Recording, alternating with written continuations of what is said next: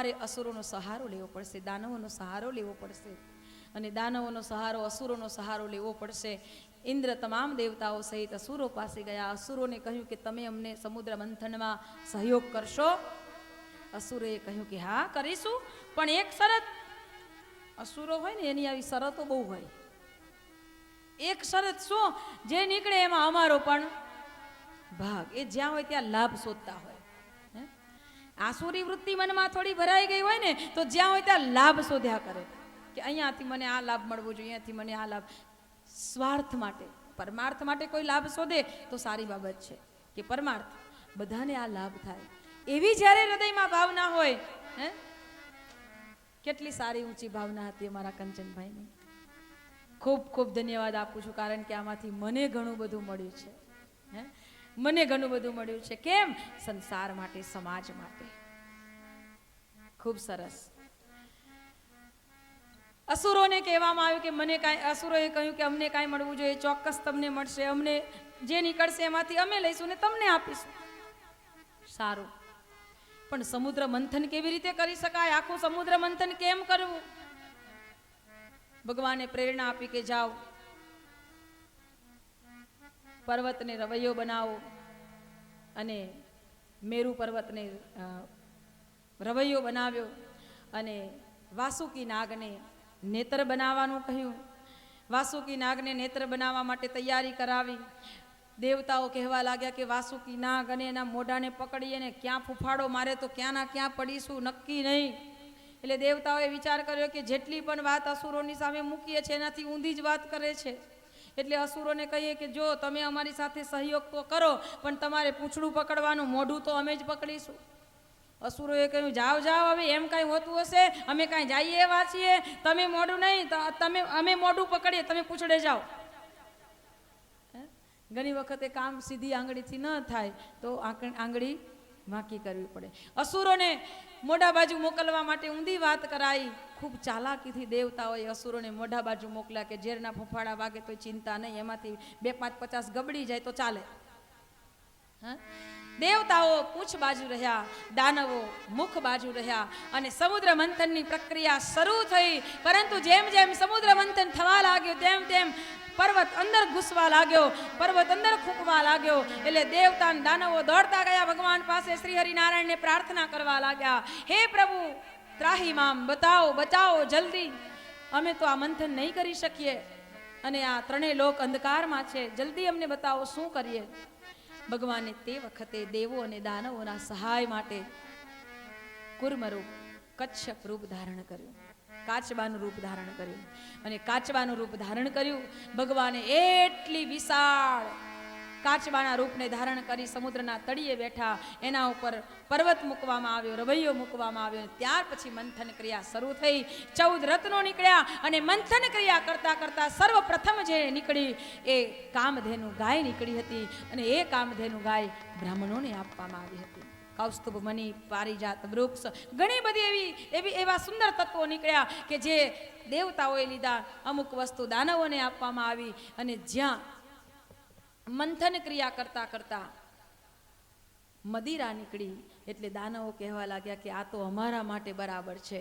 અને દેવતાઓએ પણ કહ્યું કે આમાંય અમારે આનું કામ નથી, તમે લઈ જાઓ. અને મદિરા પાન કોણે કરી? અસુરોએ કરી. ધ્યાન રહે, મદિરા પાન કોણ કરે? જે અસુર હોય એ કરે. અસુર હોય એ મદિરા પાન કરે.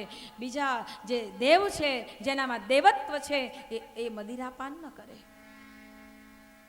દેવતાઓએ કહ્યું કે ભલે આ તમને આપ્યું. અને જ્યાં ફરીથી મંથન ક્રિયા શરૂ થઈ ત્યાં અમૃત કુંભ લઈ ધન્વંતરી ભગવાન આવ્યા. ભગવાન ધન્વંતરીના હાથમાં અમૃત કુંભ જોયો અને અમૃત કુંભને જોતા દાનવો લલચાયા કે હમણાં જ મદિરાને લીધી, હવે તો અમૃત આપણને નહીં મળે, પણ અમૃત તો આપણે જ લેવું જોઈએ.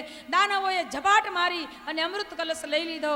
પરંતુ દેવતાઓ વિચારવા લાગ્યા કે જો અમૃત અસુર પી જાય તો સત્યાનાશ થઈ જાય. આજે સત્તાધીશો જુઓ તમે,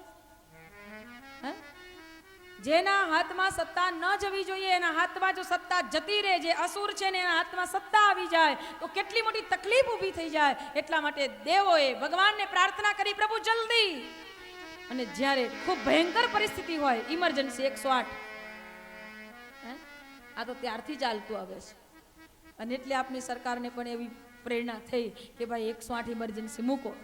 આ સમયે દેવતાઓએ ઇમરજન્સી ભગવાનને કોલ કર્યો કે જલ્દી આવો. કેમ? જો અમૃત દાનવો પી ગયા તો આખી સૃષ્ટિમાં ત્રાહિમામ થઈ જવાનું. અને તે સમયે ભગવાન શ્રી હરિ નારાયણે વિશ્વ મોહિનીનું રૂપ ધારણ કર્યું.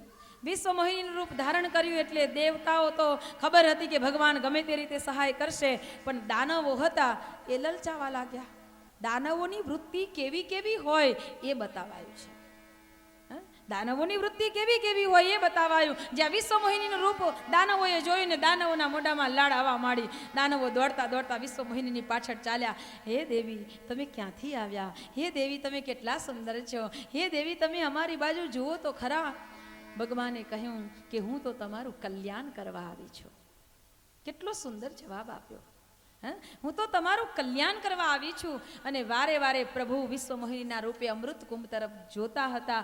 એટલે દાનવોને થયું કે આ દેવી અમૃત કુંભ ઈચ્છે છે. દેવી, તમે અમૃત કુંભ રાખો અને તમારા હાથે અમને પીવડાવો. ભગવાને કહ્યું એ તો કરવા આવી છું, લાવો. અને ભગવાને અમૃત કુંભ હાથમાં લીધો. એટલામાં દોડતા દોડતા દેવતાઓ આવ્યા. ભગવાને કહ્યું કે દેવો બેસી જાઓ, દાનવો બેસી જાઓ. બંને બેસી ગયા, લાઈન પડી ગઈ. દેવતાઓને જ્યારે પાન કરાવવાનું આવે ત્યારે ભગવાન અમૃત પાન કરાવતા, અને દાનવોને જ્યારે પાન કરાવવાનું આવે ત્યારે ભગવાન જલનું પાન કરાવતા. પરંતુ આ ભેદની જે અવસ્થા હતી, આ જે ચાલતી હતી પ્રક્રિયા, તે દાનવોના પક્ષમાં બેઠેલા રાહુને ખબર પડી ગઈ કે અહીંયા કંઈક કાળું ધોળું છે. આમાં કઈ દાળમાં કાળું છે. એટલે ધીમે રહીને રાહુ દાનવોના પક્ષમાંથી ઉઠી અને દેવોના પક્ષમાં બેસી ગયો. ભગવાન જ્યાં અમૃત કુંભમાંથી અમૃત પીવડાવવા જાય અને ખબર પડી આ તો પાટલી બદલું છે.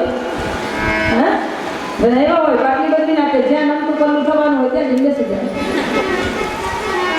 અને જ્યાં રાહુ અમૃતનો એક બૂંદ પી ગયો અને ભગવાનને ખબર પડી કે આ તો રાહુ, આ તો દાનવ. અને ભગવાને પોતાનું સુદર્શન ચક્ર ધારણ કરી ભગવાન શ્રી હરિ નારાયણનું રૂપ ધારણ કરી લીધું અને સુદર્શન ચક્ર છોડ્યું અને રાહુનું ધરતી મસ્તક અલગ થઈ ગયું. ત્યારથી રાહુ આપની વચ્ચે આવી બેઠેલો છે, બધાને નડે છે. જેટલા કુંવળી જોડાવા જતા હશે ને એને મહારાજ એટલું તો ચોક્કસ કહેતા હશે કે તમારા 7મા સ્થાનમાં રાહુ છે, તમારા અમુક સ્થાનમાં રાહુ છે, તમારા અમુક સ્થાનમાં રાહુ છે. અને આ રાહુ એ આપણને ત્યારથી નડતો આવે છે. ભગવાને વિશ્વ મોહિનીના રૂપથી દેવોને અમૃત પાન કરાવ્યું અને આ રીતે પ્રભુ પરમાત્માએ સંસારમાં દેવોને વિજય પ્રાપ્ત કરાવડાવ્યો. અને અસુરોને કહ્યું કે તમારી આસુરી વૃત્તિને કારણે તમે પાછા પડ્યા છો, તમારી વૃત્તિ સુધારો તો તમે અવશ્ય દેવસ્થાન તરફ પહોંચી શકો છો. માનસ એનો એ જ છે. દરેકને 2 હાથ, 2 પગ, માથું, 2 આંખો, 2 કાન, પણ વૃત્તિથી માનસ અસુર છે અને વૃત્તિથી માનસ દેવ છે. આપની દેવ વૃત્તિઓને જાગૃત કરીએ તો આ દેવ સંસ્કૃતિ ચારે બાજુ દિગ્વિજિત થઈ જશે. અને દેવ સંસ્કૃતિ દિગ્વિજય થઈ જશે ત્યારે આ ધરતી ઉપર જ આપને સ્વર્ગનો અહેસાસ થવા લાગશે. આ ધરતી ઉપર જ સ્વર્ગનો અહેસાસ માનવો હોય, આ ધરતી ઉપર સ્વર્ગને સમજવું હોય, સ્વર્ગને જાણવું હોય તો આપની દેવ વૃત્તિઓને જાગૃત કરવા માટે આપના અધ્યારુજી મહારાજે બતાવ્યું કે પ્રભુ પરમાત્માએ તો સમય સમય ઉપર આવી અને આપણને સહાયતા કરી છે. ભગવાને સમય સમય પર આવીને આપણને સહાયતા કરી. જેવું સ્વરૂપ ધારણ કરવું પડે એવા સમયે એવું સ્વરૂપ ધારણ કર્યું. બાકી પરમાત્માને માછલી બનવાની શું જરૂર, પરમાત્માને કાચબો બનવાની શું જરૂર, પણ સમય જેવો હતો એવું રૂપ પ્રભુએ ધારણ કર્યું. અને તેથી જ આગળ અધ્યારુજી મહારાજ આપણને કહી રહ્યા છે, પ્રલય સમે જલ ભૂમિ અવગાહી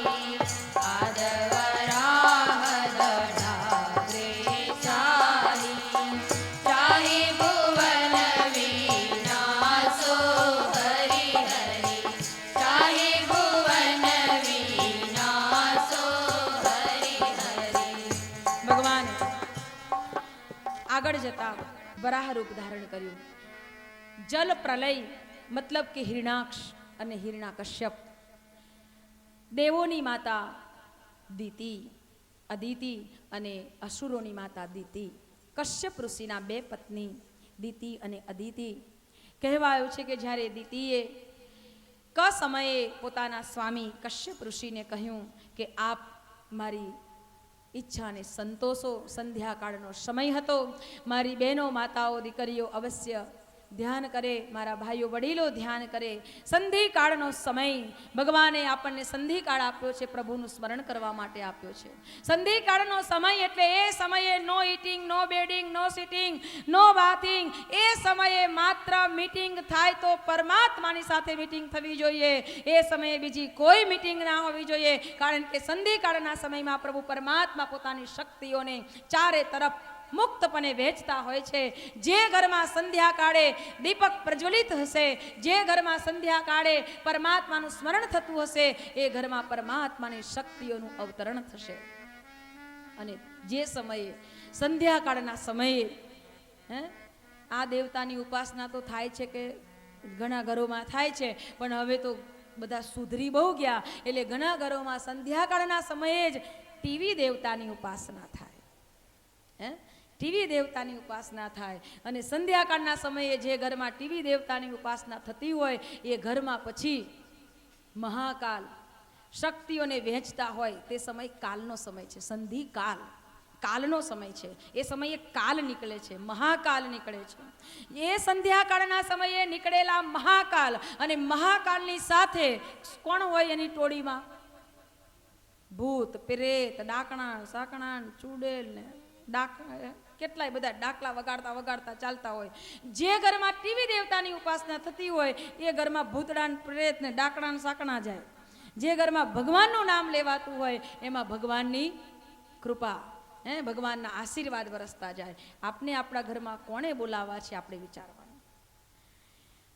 ઋષિ પત્ની હતા અદિતિ, છતાં પણ એની મતિ ભ્રમિત થઈ ગઈ. સંધ્યાકાળના સમયે પતિને કહ્યું કે મારી કામ સુખ મને સંતોષ આપો. અને એ સમયે ઋષિએ કહ્યું કે નહીં દેવી, આ સમય તો અત્યંત પવિત્ર સમય છે. આ સમય એટલે પ્રભુને પ્રાર્થના કરવાનો સમય છે. સવારની સંધ્યા એટલે બ્રહ્મ સંધ્યા.